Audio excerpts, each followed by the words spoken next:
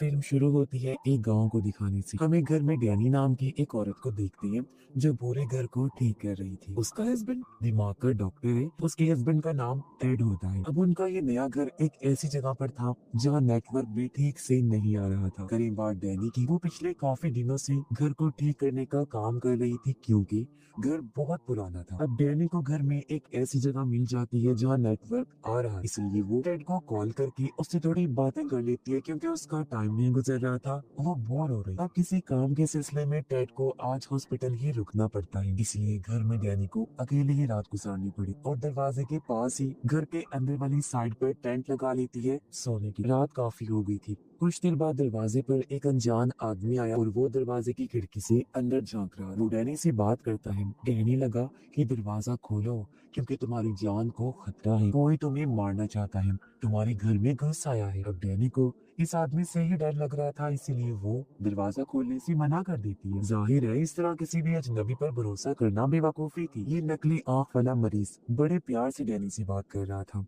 उसका लहजा और तासुरात देखकर भी यही लग रहा था कि उसे डैनी की परवाह है और वो सच में उसकी मदद करना चाहता है। वो फिर डैनी को कहता है, ठीक है, अगर तुम्हें मुझ पर भरोसा नहीं तो कोई बात नहीं, तुम पुलिस को कॉल कर दो क्योंकि तुम्हारी जान को सच में खतरा है, मेरी बात को समझो। अब उसकी बातें सुनकर डैनी दरवाजे के पास है। उसने दरवाजा खोला या नहीं ये तो हमें दिखाया नहीं गया, मगर इसके साथ हमें दूसरा सीन दिखाया जाता है जहाँ हमने देखा कि कोई चीज बुरी तरह उस नकली आंख वाली मरीज को मार देती है। फिर पता चला कि डैनी की भी मौत हो गई, उसका भी किसी ने बेरहमी से कत्ल कर दिया है। यानी जैसा उसने कहा था वैसा ही हो गया। और अब हम कुछ महीने के बाद का टाइम देखते हैं जहाँ डैनी का हस्बैंड टेड एक दुकान पर आता है जहाँ पुरानी कीमती चीजें मिला करती थी। ये दुकान असल में डैनी की जुड़वा बहन डार्सी की थी। डार्सी बचपन से देख नहीं सकती थी, यानी कि वो अंधी थी। साथ ही उसके पास कुछ साइकिक पावर्स भी है, यानी दिमाग की अनोखी ताकतों की मालिक थी वो। जैसे बहुत अजीबोगरीब चीजें महसूस कर सकती थी और देख सकती थी, जिनमें भूत आत्माएं जादू टोना भी हो सकती है। डार्सी को अपनी बहन डैनी की मौत का बहुत दुख था। अब टेड अक्सर उसे मिलने आया करता था, मगर उसे डार्सी की उल्टी सीधी बातों पर यकीन नहीं था और उसका ये दावा था कि मैं पैरानॉर्मल चीजों को महसूस कर सकती हूँ, यानी ऐसी चीजें जिन्हें समझ पाना आम इंसान के बस की बात नहीं है। इस टाइम उसके हाथ में एक बेल थी। वो टेड को बताती है कि ये बेल एक लड़के की जिंदगी से जुड़ी हुई, मगर एक दिन उसकी बेरहमी से किसी ने जान ली और अब मैं उसे इस बेल के जरिए महसूस कर सकती हूँ। टेड यहाँ उसे कुछ देने आया था, जो चीज डार्सी ने ही मनवाई थी। वो कोई ऐसी खास चीज थी जो उस नकली आंख वाली मरीज से जुड़ी हुई हो, क्योंकि उसके जरिए डार्सी ये पता लगवाना चाहती थी कि आखिर क्यों उसने डैनी को मारा और इस टाइम वो क्या सोच रहा है। तो अब वो चीज जो रुमाल था टेड उसके हवाले कर देता है। बातों ही बातों में डार्सी को पता चला कि अब टेड ने किसी और लड़के के साथ रिश्ता बना लिया है जिससे वो जल्द ही शादी कर लेगा। हालांकि डैनी को मरी ज्यादा दिन भी नहीं हुए। अब ये बात डार्सी को बुरी तो लगी, मगर वो जाहिर होने नहीं दी। टेड अपने उस दोस्त के बारे में डार्सी को बताते हुए कहता है कि वो पहले मेरी दोस्त थी, मगर अब क्योंकि मुझे किसी सहारे की जरूरत है तो हम दोनों ने ताल्लुक बना लिया और शादी करने का फैसला कर लिया है और वो हमारे ही हॉस्पिटल में काम करती है। इतना बोलकर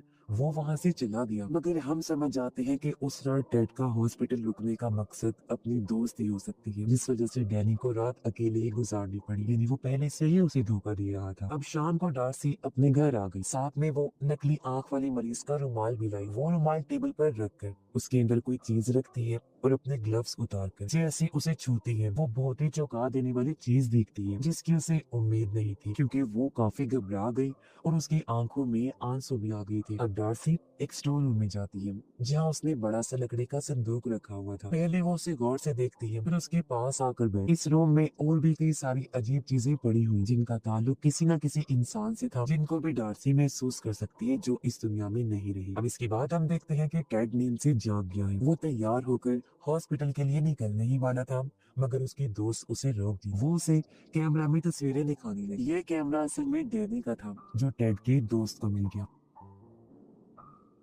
अब कैमरा की सेटिंग इस तरह से की गई थी कि वो खुद ब खुद तस्वीरें बना सकता था। इसी तरह एक अचानक से खिंच गई तस्वीर वो टेड को दिखाती है जिसमें डैनी की परछाई थी। हालांकि उसे मरे हुए तो काफी दिन हो गई थी और ये बात टेड टाल देते हैं, लेकिन उसके दोस्त को अजीब लगता है। खैर अब टेड रात को ड्यूटी करता है, यानी उसकी दोस्त को भी इस घर में अकेले ही रुकना पड़ेगा। मगर उसे डर लग रहा था क्योंकि ये वही घर था जहाँ डैनी की मौत हुई। टेड उसे कहता है बस कुछ दिन की बात है कि मेरी ड्यूटी का टाइम बदल जाएगा, तुम्हें तब तक मैनेज करना पड़ेगा। इस पर उसकी दोस्त कहती है कि नहीं, जब तक तुम्हारी रात की ड्यूटी है मैं अपने ही घर में रह लेती हूँ, जब तुम्हारी ड्यूटी बदल जाएगी मैं वापिस आ जाऊँ। तब टेड उसकी बात मान जाता है। उसकी दोस्त को आज ही निकलना था और इससे पहले कि टेड अपने काम पर जाता, वो बताती है कि कल रात डार्सी ने अजीब सा तोहफा भेजा है और ये वही लकड़ी का संदूक था। इसे देखकर दोनों को ही काफी हैरत हुई। इससे भी ज्यादा हैरान वो तब रह गई जब इन्हें पता चलता है कि डार्सी बाहर ही खड़ी हुई है, इसलिए दोनों उसे घर के अंदर ले आती है। अब उसे किसी ने आने की दावत भी नहीं दी थी, वो खुद ही आ गई थी। वो यहाँ 2 दिन के लिए रहने आई थी और इस बात में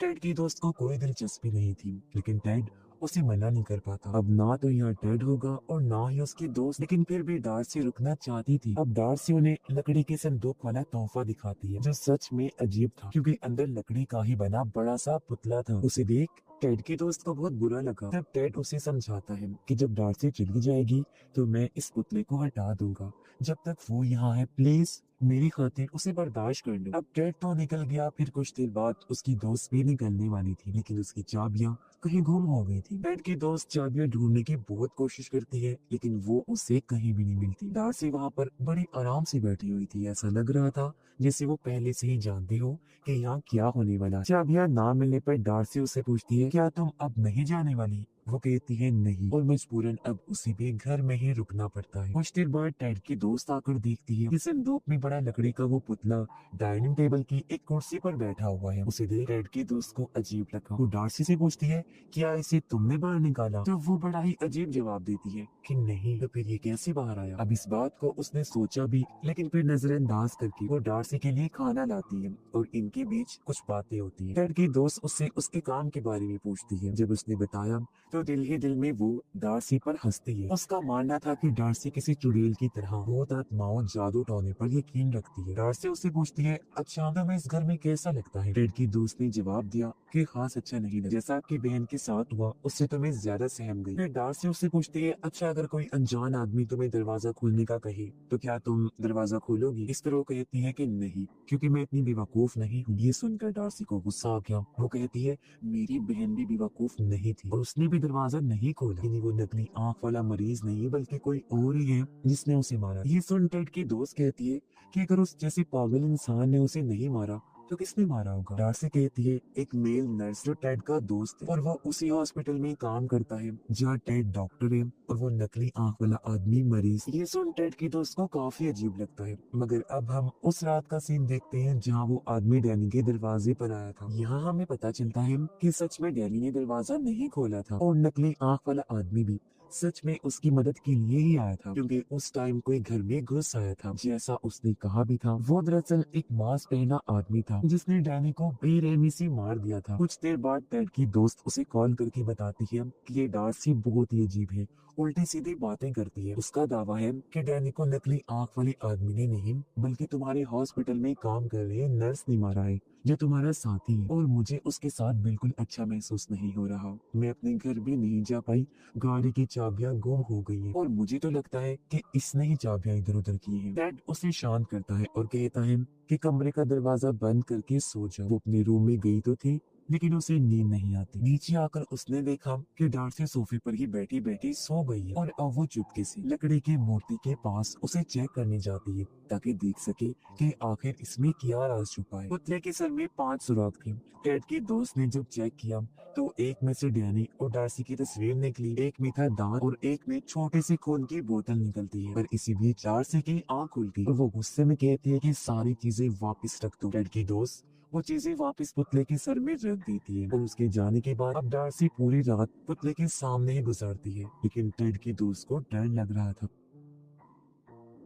अब टाइम गुजारने के लिए वो डैनी के कैमरा में उसकी रिकॉर्ड की हुई वीडियो देखने लगती है जहाँ डैनी के पीछे उसे एक डरावना चेहरा नजर आया। इसे देख वो इतना डर गई कि उसके हाथ से कैमरा छूटकर नीचे गिर जाता है। तभी उसने देखा कि रूम के एक कोने में डैनी का भूत है जो उसे डरा देता है। इसी बीच उसे अपनी चाबियां भी मिल जाती है और वो गाड़ी लेकर यहाँ से निकलती। अब हम हॉस्पिटल का सीन देखते हैं जहाँ सच में टेड और डैनी के कातिल यानी उस नर्स के बीच दोस्ती थी। दोनों आपस में बात कर रहे हैं। अब घर घर आने के बाद टेड देखता है कि उसकी दोस्त यहाँ पर नहीं है और टेबल पर डार्सी उदास बैठी हुई है। जब टेड ने अपने दोस्त के बारे में पूछा तो वो जवाब देती है कि वो तो भाग गई है। मैं चाहती थी कि वो तुम्हारा असली चेहरा देखी कि तुम कितने घटिया इंसान हो, लेकिन मेरी बहन के भूत ने उसे डराया और वो चलती पड़ी। मैं सच जानती हूँ कि तुम ही वो इंसान हो जिसने मेरी बहन को मरवाया है, क्योंकि तुम्हें अपनी दोस्त से प्यार हो गया था। तुम तो सिर्फ मेरी बहन की दौलत हथियाना चाहती थी, जो उस बेचारी ने पहले ही तुम्हारी नाम कर दी थी। मैं तो ये समझती रही कि किसी पागल इंसान ने उसे मारा है और मैंने उस नकली आंख वाली मरीज से बदला भी ले लिया, मगर वो तो सच में मेरी बहन की मदद ही करना चाहता था और उसके असल हथियारे तो तुम हो। और हाँ, मैं जानती हूँ कि अब तुम किसी को तो यहाँ भेजोगी